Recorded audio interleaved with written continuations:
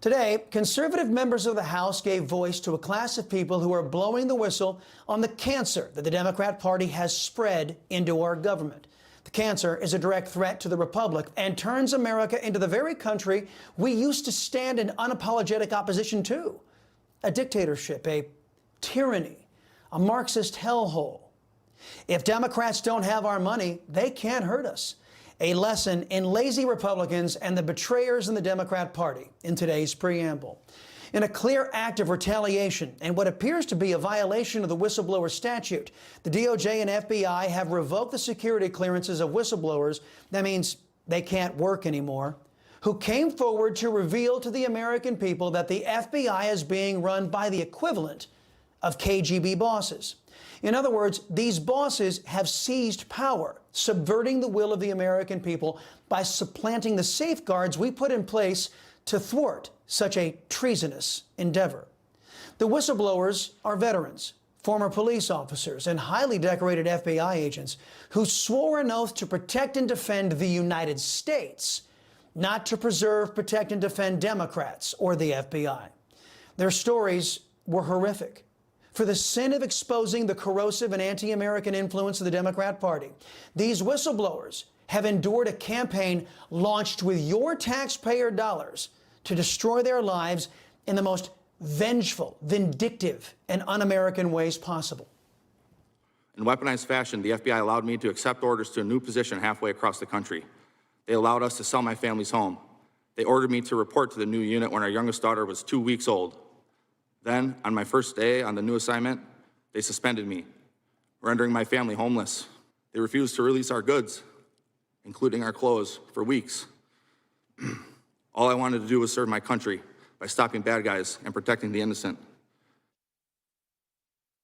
The bad guys are now in the government. The FBI agent there, Marcus O'Boyle, who, like the rest of the whistleblowers, served honorably. They were greeted by Democrats, not with sympathy or outrage at the abuse. But the Democrats furthered the attacks, continuing their defund the police mantra and mindset.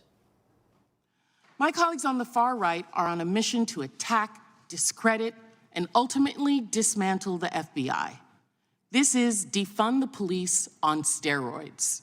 As part of their mission, my colleagues have brought in these former agents, men who lost their security clearances because they were a threat to our national security. As always, the Democrats fulfill one of the Chris Salcedo Show axioms. Democrats project qualities onto others that they themselves have in abundance. That forked-tongued congresswoman there accused these patriots of doing exactly what her side has done and continues to do to us. The Democrats' dishonesty and propaganda was so bad.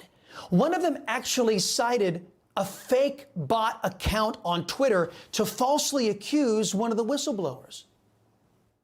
Mr. Allen, have you ever used Twitter, yes or no? I have utilized Twitter, yes, ma'am. Okay, and is your account at Marcus A970-50645? That is absolutely not my account. Okay, that's not your account. Well, on December 5th, 2022, an account under the name Marcus Allen retweeted a tweet that said, That quote, is not my account, ma'am. You haven't let me finish the question, Might sir. have been the football player. You haven't let me finish the question. And the time is mine. On December 5th, 2022, an account under the name of Marcus Allen retweeted a tweet that said, quote, Nancy Pelosi staged January 6th, retweet if you agree, end quote. Do you agree with that statement? Yes or no? That is, I don't, no, ma'am. That's not my account at all. That's just plain stupid, folks, what you just saw.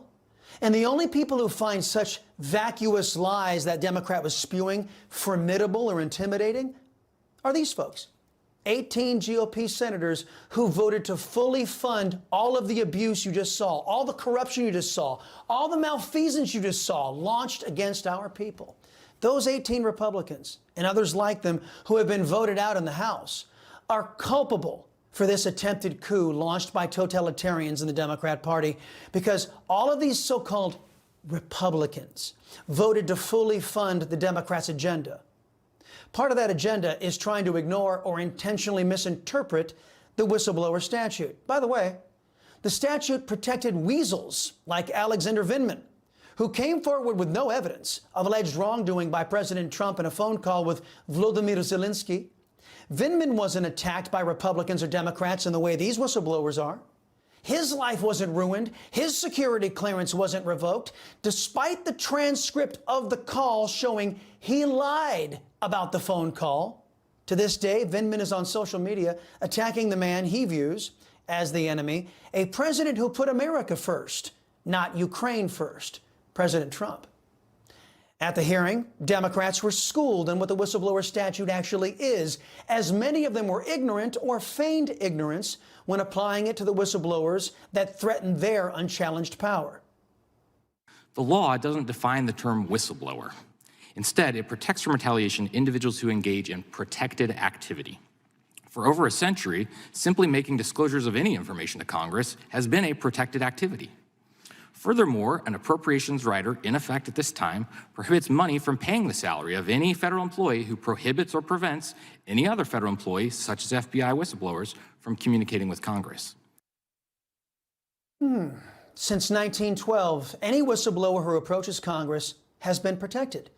If the member of Congress and their staff thinks that there's any there, they start an investigative process to determine the validity of those claims, but not Democrats. In pure Joseph Goebbels fashion, the Democrats began a smear campaign to shoot the messengers, to destroy the whistleblowers. In light of all these obstacles for FBI whistleblowers, you would think Congress would do everything that it could to welcome their disclosures here. But FBI employees coming to Congress have unfortunately been shamefully treated by Democrats on this committee. It's one thing to hear allegations and find them unpersuasive or even distasteful. An office can even ignore those allegations if they choose. That's their prerogative. But to go out and actively smear the individuals making disclosures is far worse. As we so often see, my friends, the Democrat Party attacks the real victims in favor of elevating the criminals to victimhood status. It doesn't help when the biased press takes those Democrats' baseless lies, their narrative over news, and reports them as facts. The Democrats' report also got the facts wrong. For example, they claim DOJ IG declined to investigate Mr. Friend's claim, when in fact DOJ IG will be interviewing Mr. Friend tomorrow and has an ongoing investigation. DOJ IG says no one from the Democrat staff ever contacted their office to verify this claim before issuing their report. Inexcusably, a number of mainstream media sources simply repeated the Democrats' wrong information uncritically without bothering to check the facts for themselves, which is why there were multiple retractions. We are all victims of the Democrat Party's weaponizing of government.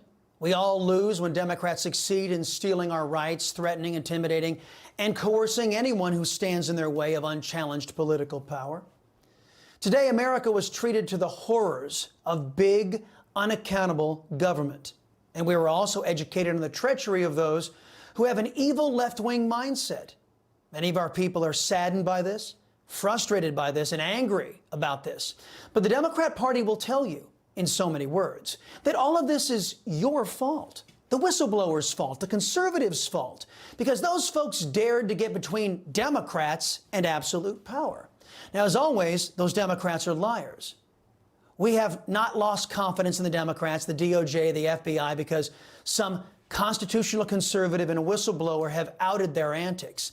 We have lost trust in the Democrats, the DOJ, the FBI, because of all their lawlessness and partisan conduct and their direct attack on the rights of our people. It's nobody else's fault but those of you who are attempting a coup to seize power away from we, the people.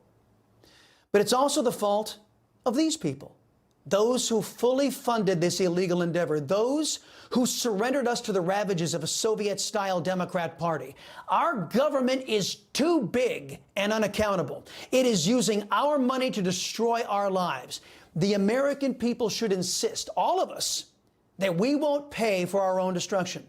If the Democrats and complicit Republicans want to take out America, they can go get a loan from the nation with whom they seem most aligned, Communist China.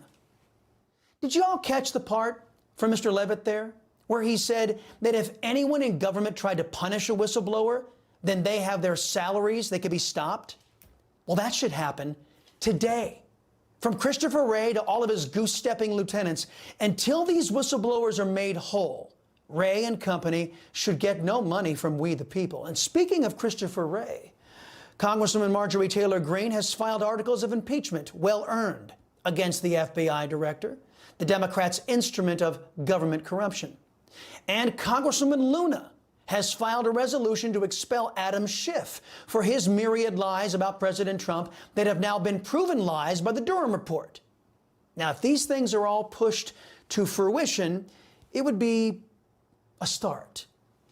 It's my belief that you and I should not be forced to fund government corruption. Instead, the perpetrators should be expunged from government, where they can never have the power to hurt us, our families, or our country ever again.